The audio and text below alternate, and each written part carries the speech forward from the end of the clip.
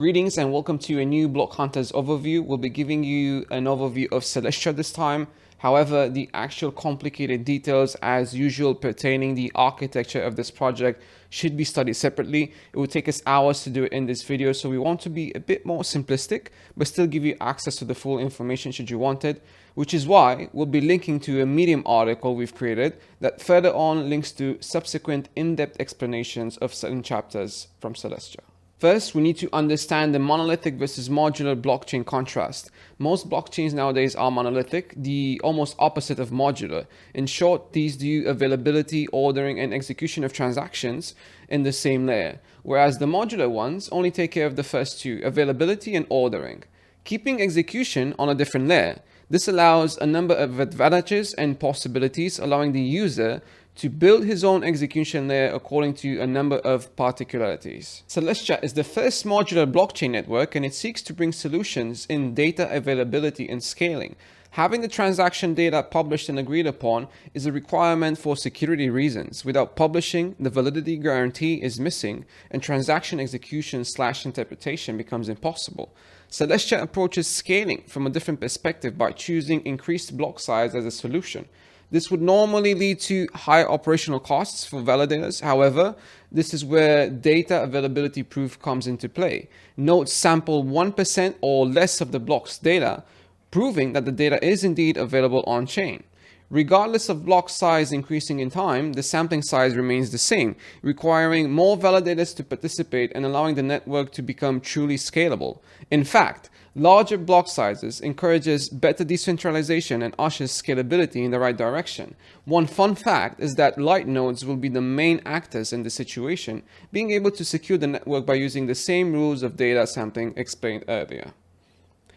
Onto rollups, Celestia does not have an enforced settlement layer, which means that it can change its social consensus rules without restriction, avoiding the necessity of hard forks or even soft forks like we've been seeing on Ethereum, where the smart contract encoding could not be changed.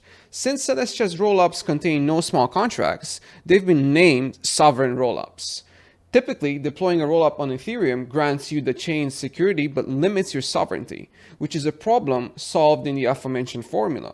Imagine being able to have Ethereum's security but with full sovereignty, eliminating the need for compromising a key aspect of decentralization on-chain. This, however, comes with a few disadvantages of its own. We could definitely argue that the main one comes down to bridging, a popular area in rollup discussions. In the classic governance rollups, we have the ability to use the L1 for bridging to other rollups, which is not possible in Celestia sovereign rollups. The latter uses direct bridges, peer-to-peer. This adds complexity, too many bridges between chains, state updates on both sides, and no unified liquidity layer. Onto community involvement and ease of access plus security, being able to plug in your own blockchain and become part of the IBC connected chains with access to interchain accounts grants accessibility to any one community in bringing their projects online with high security throughout all connected chains, similar to Cevmos' current interchain security initiative. This means that all the chains hosted on Celestia network will benefit from shared security. Regarding decentralization, one aspect of some major chains nowadays is that their security is being guaranteed by full nodes deployed by major parties such as well-known centralized exchanges. Celestia's game plan encourages users to run their own nodes. Due to the ease of access to technology and the importance attributed to light nodes participating in the security of every chain onboarded, the more light nodes are online on a network stack, the more we can talk about trust minimization, basically offering actual power to the community instead of relying on a top 5 or 10 parties/validators. This does not, however, replace the need for full nodes running professional hardware such as ourselves, BlockHunters, nor does it mean that you can simply download and switch on a light node without any technical knowledge whatsoever. But it's important to note that users can opt for running a Celestia light node and not be forced to run multiple nodes or a full node, since these are not necessary for confirming data on-chain. Moving on to Celestiums, we've been talking about them this whole time. They combine the Ethereum's L2 chain with Celestia's data availability. In this process, it uses Ethereum for settlement and dispute resolution, as explained by Celestia's team. Celestiums provide powerful crypto economic guarantees since the whole system is also tied towards slashing bad actors.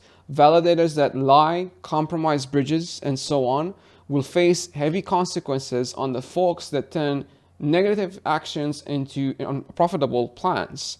Plainly put, it's simply too costly to act toxic on chain.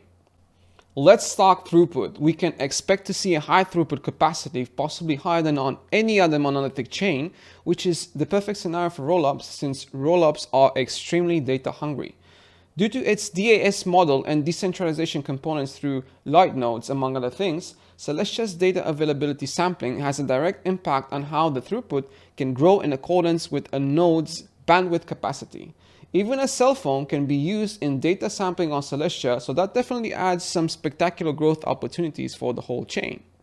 Moving on a little bit further to quantum gravity bridge.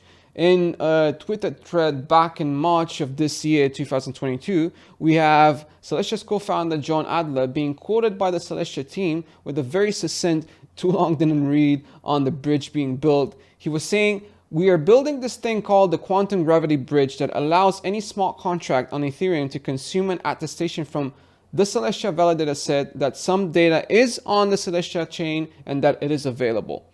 The positioning basically of the quantum gravity bridge on Ethereum grants Ethereum L2 operators the ability to post transaction data on Celestia, where it ends up being placed into blocks by Celestia's validators.